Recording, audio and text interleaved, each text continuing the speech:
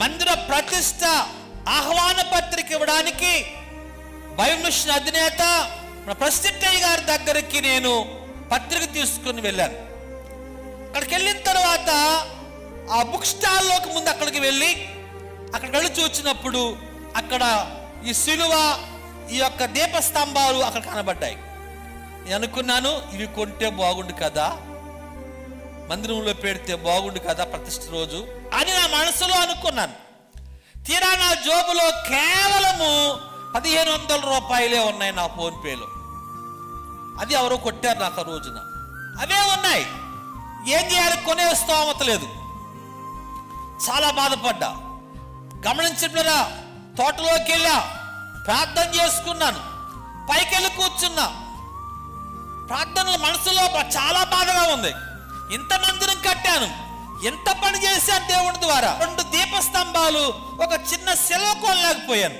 సరే, పాతది ఒకటి ఉంది కదా, దాన్ని వెల్లింగి పెట్టించి, ఇరిగిపోయింది, ఆ వెల్లింగి పెట్టించి పెడదాంలే అని నా మనసులో అనుకుంటూ ఉంటుంటే, గమనించండి, ఖమ్మంలో సేవ చేసే పాస్టర్ ఆనందయ్య గారు నా వెనకాల నుంచి వచ్చి నా భుజం మీద చేయి వేశారు. అయ్యా మర్నాథ్ అనుకున్నాం. పక్కనకి వచ్చుదారు. ఏంటి మీరు వచ్చారంటే, అయ్యా మరి అయ్యగారికి పత్రిక ఇవ్వడానికి వచ్చాను, ఆహ్వాన పత్రిక ఇవ్వడానికి వచ్చానండి అని చెప్పాను. అప్పుడు ఆయన అన్నారు, అయ్యా మరి దీపస్తంభం కొన్నారా, సెలవు కొన్నారా అని అడిగాడు. కొనలేదండి, కొందాం అనుకుంటున్నాను, వచ్చే వారం కొంటాలేకండి, ఇంకా కొనలేదు అని అన్నాను. సర్లే అని చెప్పి ఆయన లేచి వెళ్ళిపోయాడు. కిందకి వెళ్ళిపోయి ఆ శిలువ, ఆ దీపస్తంభాలు కొని పైకి తీసుకొచ్చి, అయ్యగారు ఇదిగో కొని తెచ్చాను, మీ చర్చిలో పెట్టండి అన్నాడు. దేవునికి స్తోత్రం. నేను కళ్ళమ్మట నీళ్లు కారిపోయినాయి.